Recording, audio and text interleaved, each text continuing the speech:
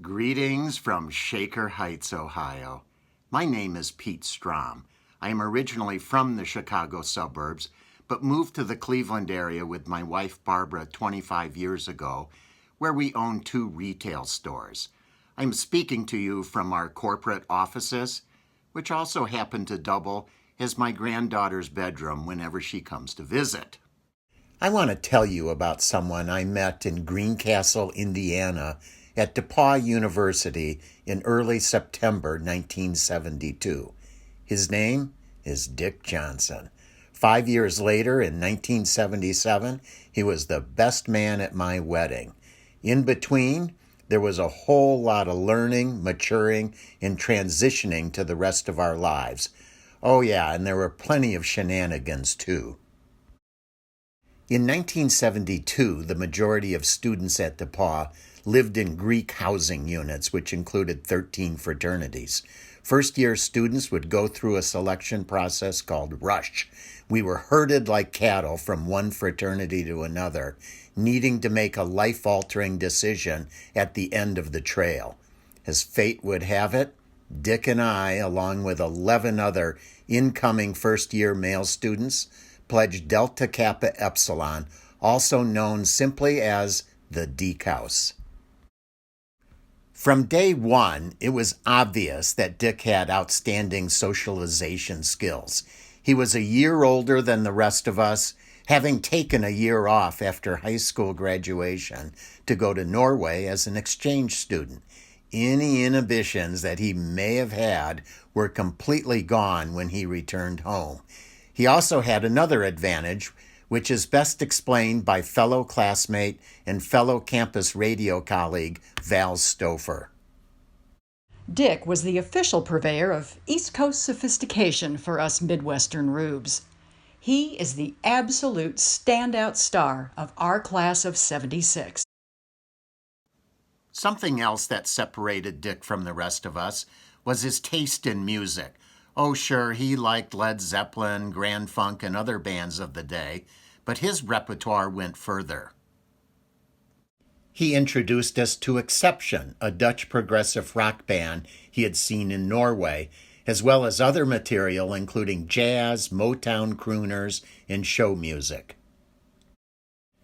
Our first 2 years at DePauw played out under the shadow of the 1972 presidential election and the subsequent scandal of Watergate. Dick was a member of Students for George McGovern. I seem to remember most meetings of the group could have been held in a phone booth.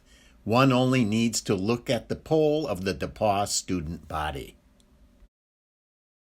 But after the election, a certain amount of redemption came Dick's way in the spring semester of 1973.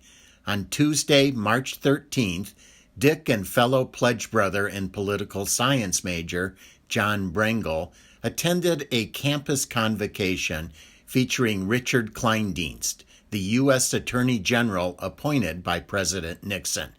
John remembers it very well. After the convocation, Dick and I went backstage to see if we could speak with Mr. Kleindienst.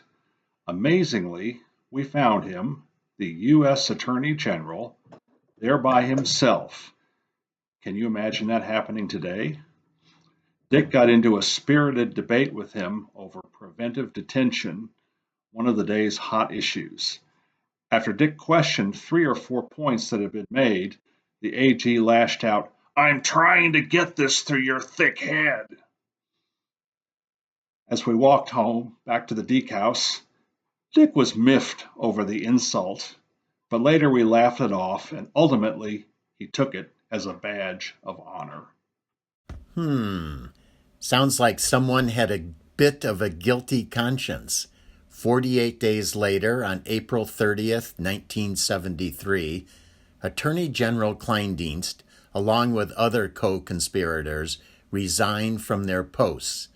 Redemption for Dick, complete.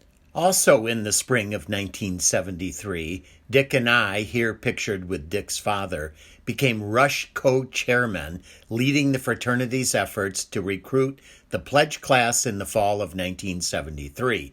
The rush chairman is slotted in the second position, only behind the president, when room selection for the fall semester occurs.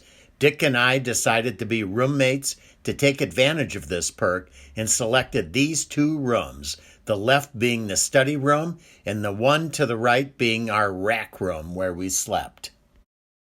Our efforts to recruit the 1973 pledge class were a success as we brought the house up to full capacity and ensured the fiscal health of the fraternity. On another note, reports of our pledge class breaking some sort of beer drinking record of all previous pledge classes were highly exaggerated. As we all know, there was no drinking on campus. Dick's participation in the university's theater scene also started to take off. Although he only started as a ticket seller in the 1973-74 Little Theater season, the university's other production group, Doozer Doo, cast him as a youth gone to ruin in 10 Nights in a Bar Room. He even got me involved as the son of the bartender, who ends up breaking a beer bottle over his father's head. And after the cast party, which Dick arranged to have at the Deke House, pretty much everyone felt like they had been hit over the head with a beer keg. Through the years, Dick continued to be involved in many shows, spanning Woody Allen to Shakespeare, with perhaps his favorite role being cast as a rock star in what was then a new musical, The Apple Tree. But Dick will tell you that his favorite stage experience at DePauw came as a member of the Collegians. Fellow member and senior year director Tom Mariner remembers this. I had the great pleasure of singing with Dick in the Collegians, a show choir at DePauw. I think there were 12 singers during my tenure as music director, plus a small combo. We put together a lot of original arrangements and included staging, some choreography, and oh, those pink ruffled tux shirts. Wow. We worked incredibly hard and we had a blast. Dick was always the adult in the room, imagine that, and he helped me keep those crazy hyper singers in line, even when things got stressful. Always such great leadership and always with finesse. We miss you, Dick. Another member of the group, Myron L., remembers the time Dick invited him to the Deke House to listen to the Spinners so they could work on a solo for Myron to sing in a future concert. Dick made me feel welcome at DePauw.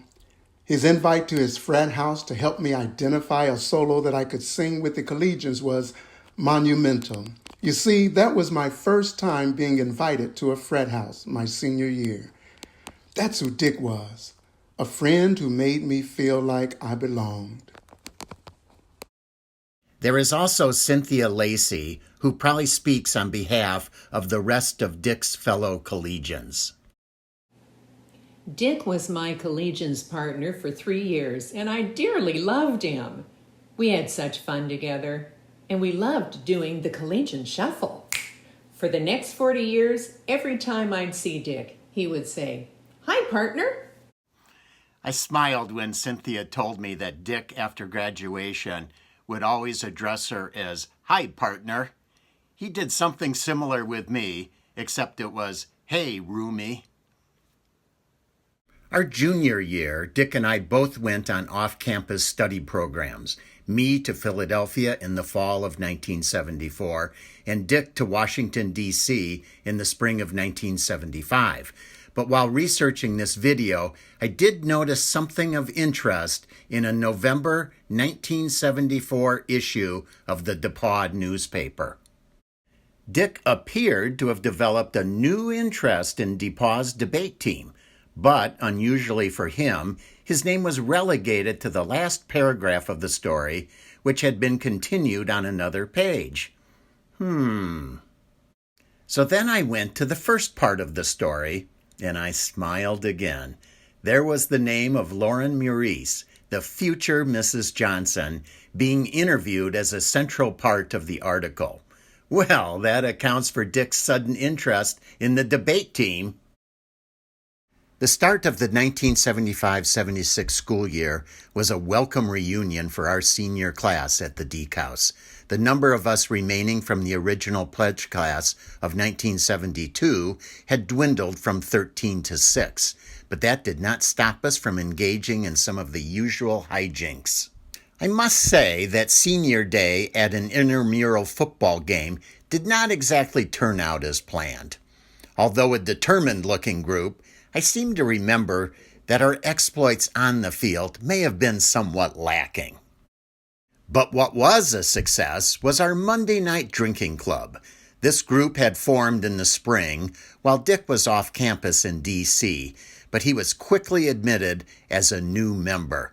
As you can see, his turn to host turned into a big success. We also started a tradition of having a senior table in the dining room at dinner time before then adjourning to my room to watch the national news. We usually tuned in to CBS with Walter Cronkite. In addition to theater and collegians obligations, Dick took on the job as news director at the college radio station. This post would turn out to look very good on his resume.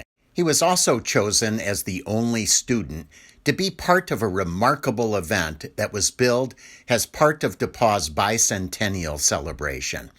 Broadway and movie personalities descended onto the campus to present a reading theater convocation titled "The 13 Colonies Adopt the Declaration of Independence." I teamed up with Dick on this event by writing the preview for the newspaper and then making sure his photo appeared in a later issue. While Dick was certainly in his element on stage, maybe the most interesting part of this experience is that one of the youngest members of the visiting cast was Powers Booth, a 27-year-old aspiring actor. At the time, his resume included a stint with the American Shakespeare Theater in Stratford, Connecticut, which is less than a half-hour drive from Dick's home in New Canaan. Needless to say, they hit it off, with Dick bringing Powers back to the Deke House for a post-show celebration. I remember texting Dick when Powers passed away in 2017. He, of course, had already heard. January at DePauw marks a period of time called winter term. Some students use it to take less strenuous classes like basket weaving or how about the physics of tiddlywinks, leaving them time to pursue, shall we say, other endeavors? Not Dick. He had arranged for a 1-month internship with WLWI Channel 13 Eyewitness News, the ABC affiliate in Indianapolis. The hours were long. Dick was usually the first one at the fraternity out the door and the last one in. The drive was almost an hour each way, but once again, Dick was in his element and he thrived. Towards the end of the internship, Dick was told to go into the news director's office. I'll always remember how Dick told the story. So I go in there and he says to me that they liked my work. Then he started going over my resume, saying that I've got experience on the stage, in reading theater, as a news director, and that my political science major is ideal. Then he said, "Dick, you're perfect for TV news. We would like to make you a job offer." And when Dick got home, we all celebrated. Second semester started on Monday, February 2nd. That date also coincided with a meeting of the Monday night drinking club in Dick's room. The attending members, in addition to Dick and me, included John Bringle and Milo Hankey. The four of us hatched a plot. Over Christmas break, Dick had attended a new Broadway musical hit, A Chorus Line. As he played it for us, we all started coming up with ideas for musical numbers about DePauw fraternity life. Well, that night, the musical comedy Frat House was born. The other three of us enjoyed being involved in the process, but we all knew that Dick was the driving force. He enlisted Jim Kent, a musical composition major, to compose the music. We then scheduled meetings to work on the libretto.